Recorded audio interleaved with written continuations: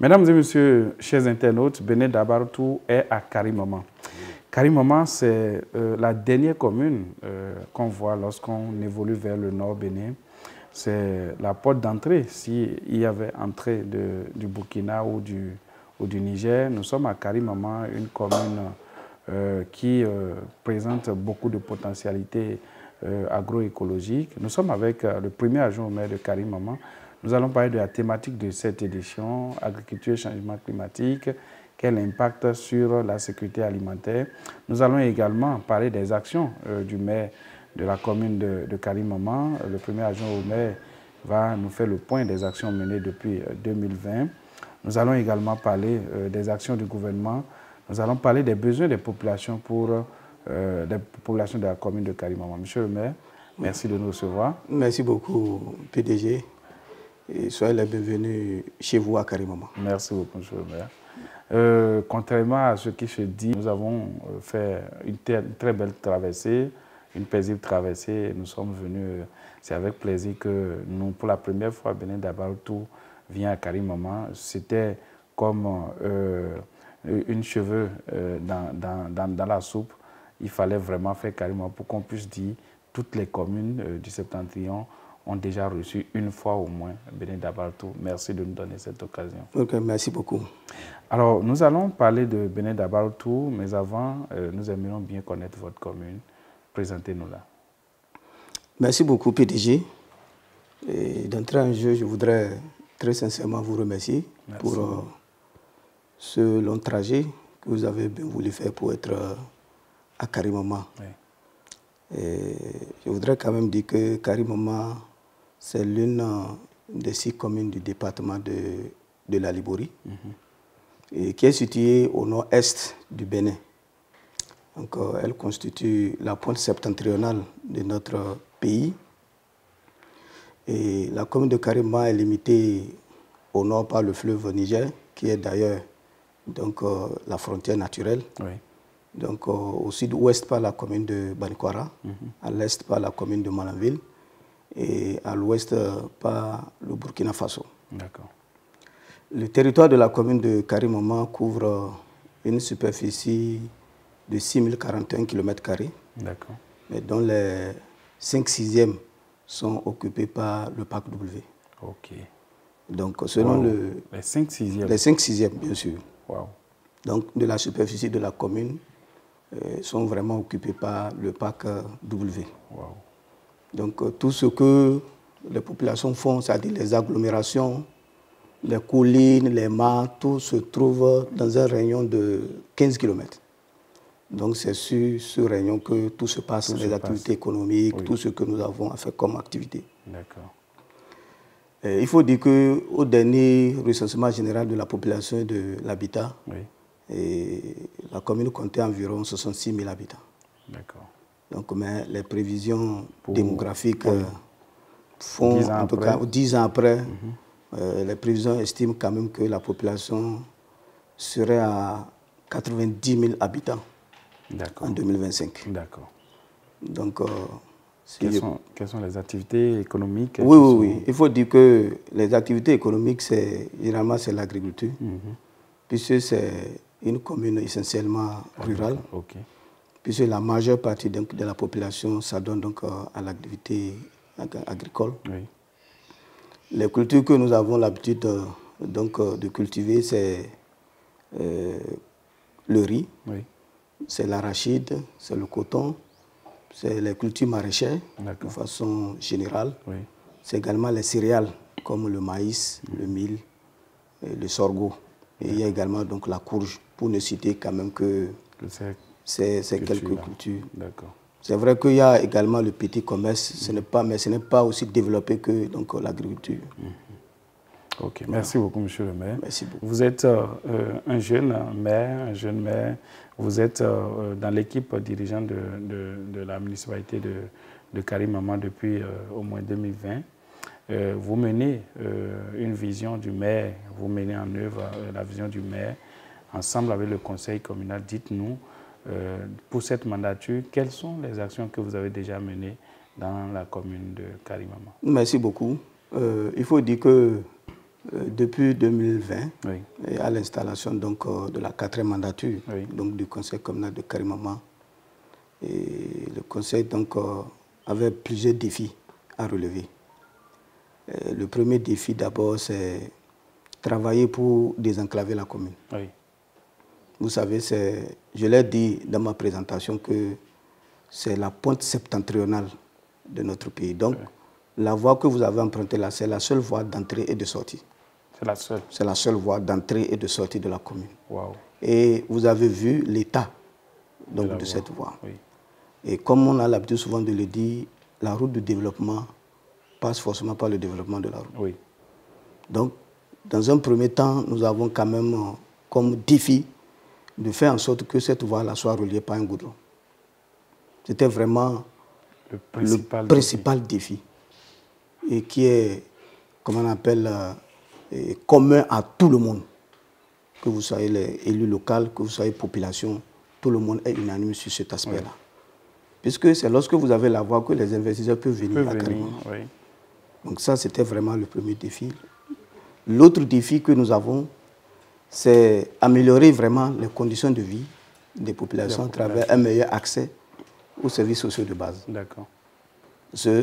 Il y avait vraiment des problèmes, que nous soyons dans le domaine de l'éducation, dans le domaine de la santé, au niveau de l'eau, au niveau de l'assainissement, un peu partout, il y avait vraiment donc des problèmes. Oui.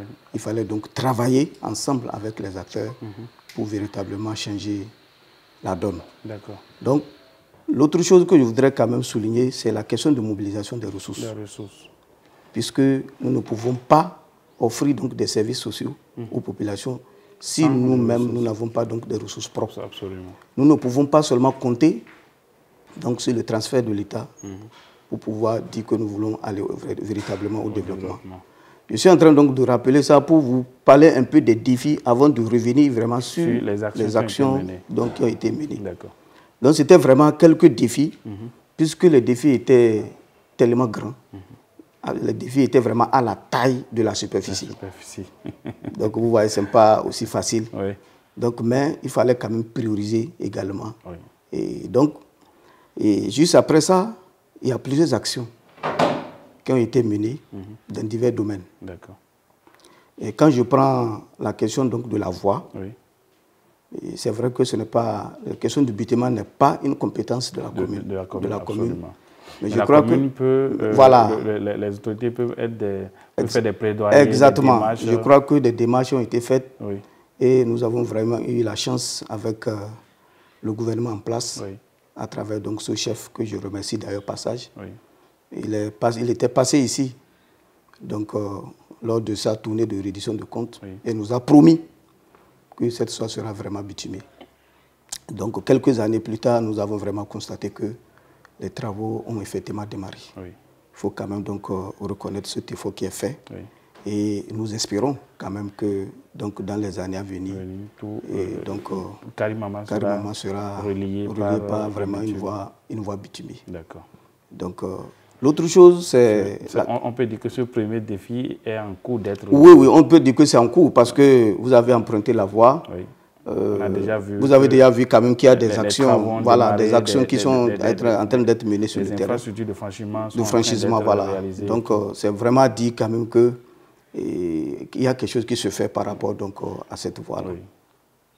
Et l'autre chose, c'est par rapport aux infrastructures. Je ne peux pas vous faire un point exhaustif de tout ce qui a été fait, mais il faut quand même dire que plusieurs infrastructures scolaires ont été réalisées, ont été équipées. Également des infrastructures sanitaires également.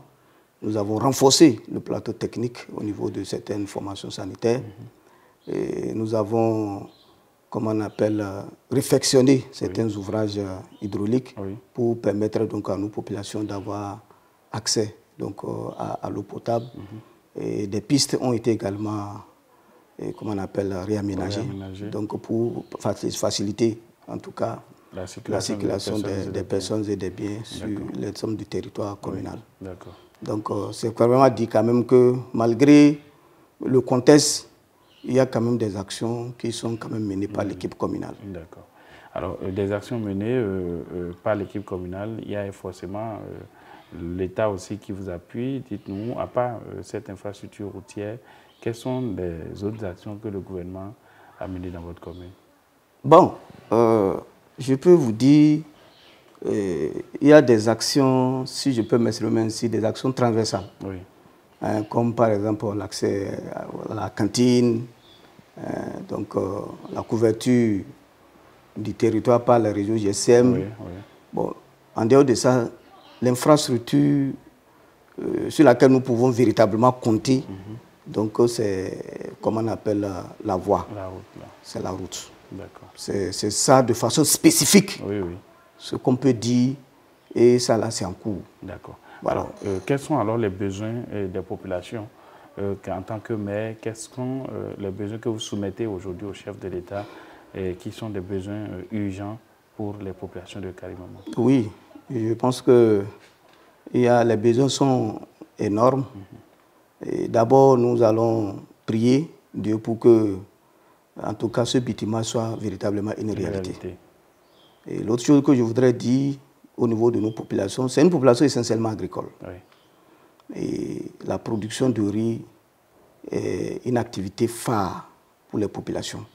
La commune dispose d'environ 14 000 hectares de bas-fonds aménageables, très propices j'ai vu, pour la culture. Pour ne pas vous couper la parole, j'ai vu en venant, on est en saison sèche, bien sûr, mais j'ai vu des champs de maïs. Des champs de maïs. Bien verts. Exactement. Et j'ai pas compris. On dirait qu'on est en saison pluvieuse. Voilà. J'ai pas compris. Voilà les potentialités dont dispose cette commune. Oui, comment ça se fait?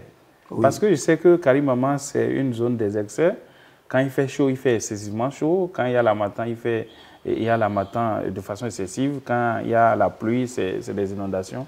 Mais comment se fait-il qu'en saison sèche, on puisse voir des champs de maïs aussi verts? Il faut dire que c'est le sol qui est très favorable à ça. Ok. Nous avons un sol qui est très favorable à la culture du riz et également aux cultures maraîchères. Oui, oui. Donc, c'est des activités qui se développent très rapidement au niveau de plusieurs localités donc de la commune. D'accord. Donc, l'appel que j'ai au niveau du gouvernement, c'est de nous appuyer. C'est vrai qu'avec l'appui de certains projets, programmes, nous avons fait des aménagements sommaires. Oui. Donc, que ce soit au niveau du maraîchage, que ce soit au niveau du riz. Oui. Mais le plus important serait des aménagements avec la maîtrise totale de l'eau. De l'eau. Pour permettre à ces braves producteurs vraiment de faire des irrigations et de bénéficier vraiment du fruit de leurs efforts. Okay. Donc, c'est vrai qu'il y a un projet donc, gouvernemental qui est en cours et dans la commune. Mais notre souhait, c'est que ce projet puisse, en tout cas, vite démarrer pour permettre véritablement aux populations d'en bénéficier. D'accord. Donc, c'est vraiment très, très important cet aspect-là. D'accord. L'autre chose que je voudrais quand même évoquer, c'est l'accès à l'énergie. À l'énergie. Vous connaissez très bien le contexte donc, de la commune de Karimama. Oui.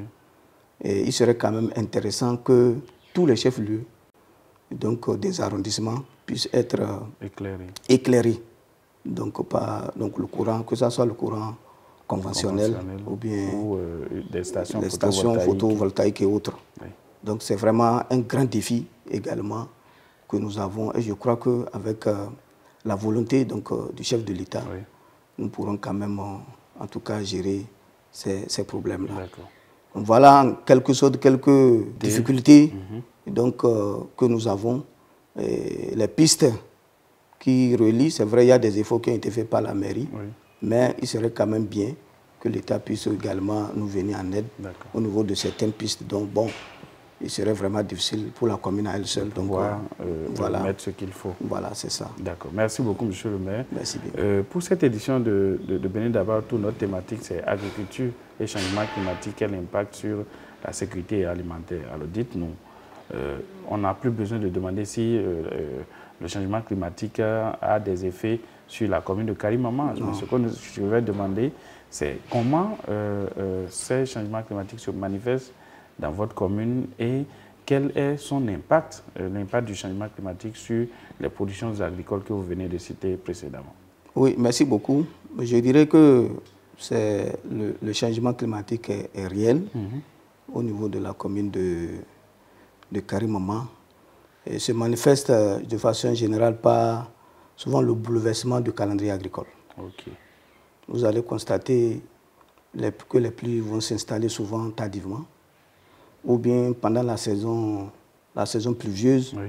Vous allez observer une longue période de sécheresse.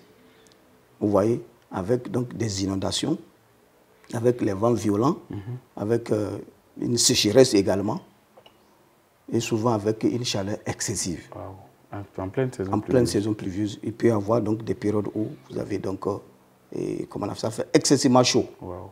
Donc tout ça, là, ça fait pas des manifestations des changements climatiques. Oui. Alors souvent, qu'est-ce que ça entraîne? Ça entraîne donc la diminution des rendements. Du coup, vous allez voir que les rendements diminuent. Et souvent, il y a même des pertes totales de récoltes. Oui.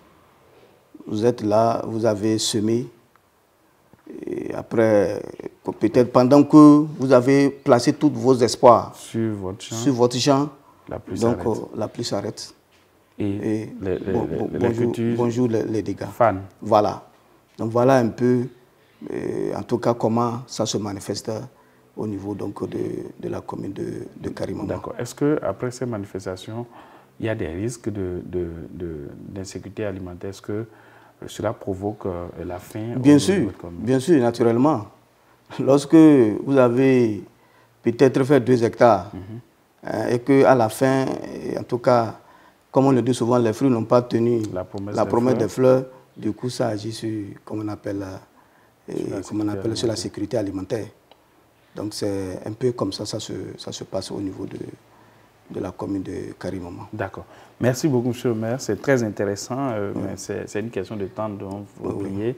Alors, nous sommes en partenariat avec le groupe KDK, Kidani Dada de Kwesou, qui est un groupe agricole avec une ferme à Kwesou dans la commune de Tchaourou, une université et un lycée agricole à Parakou. Et dans le partenariat qui nous lie, notre partenaire KDK, dont le promoteur est l'honorable Charles Toko, a décidé de mettre à disposition de toutes les communes qui vont nous recevoir 2 demi-bourses de formation pour l'université et le lycée agricole. Donc, tout à l'heure, à la fin de l'émission, nous allons vous remettre les 2 demi-bourses pour des fils et filles de Karimama. Quelles sont vos impressions? Merci beaucoup, PDG. Et je dirais que mes impressions sont très bonnes. Merci. C'est vraiment le lieu de remercier donc, le promoteur qui a bien voulu donc, offrir ces demi-bourses donc, aux jeunes de la commune de Karimama. Oui. Je ne suis pas en train de faire de la publicité, mais je voudrais quand même que nous allons beaucoup travailler pour que vraiment les jeunes, une fois obtenus donc, leur BPC ou bien leur bac, puissent véritablement aller faire ces formations professionnelles. D'accord. Donc c'est extrêmement important. Oui. Donc, transmettez toutes les reconnaissances du conseil communal de toute la population de Karimama à monsieur donc, le PDG. Merci beaucoup. Merci beaucoup. Alors, c'est la fin de cet entretien. Quel est votre mot de la fin? Oui, et mon mot de fin, c'est de vous remercier. Merci. De vous remercier très sincèrement pour ce long parcours que vous avez fait pour venir jusqu'à Karimama. Oui. C'est pour la toute première fois que vous mettez pied à Karimama dans le cadre de Béné Dabaroutou. Oui. Donc je voudrais rassurer tout le monde que Karimama se porte bien et que nous pouvons toujours continuer à mener nos activités telles que nous avons l'habitude de le faire auparavant. Voilà essentiellement le mot que j'ai à lancer donc à vous et à l'ensemble de tous ceux qui nous suivent. Merci beaucoup. Merci beaucoup, PDG. Mesdames et messieurs, Karimama est ouverte à tout le monde. Vous pouvez venir mener vos activités comme cela se doit, comme nous sommes venus d'ailleurs. Mener cette activité Béné Dabaroutou avec le premier agent au maire de Karimama. Nous avons parlé des activités, des actions menées par le conseil communal. Nous avons parlé également des besoins des populations. Nous avons parlé de la thématique de cette édition de Béné Dabaroutou. Ce fut un très grand plaisir de venir à Karimama. Merci de nous avoir suivis et à la prochaine étape. Au revoir.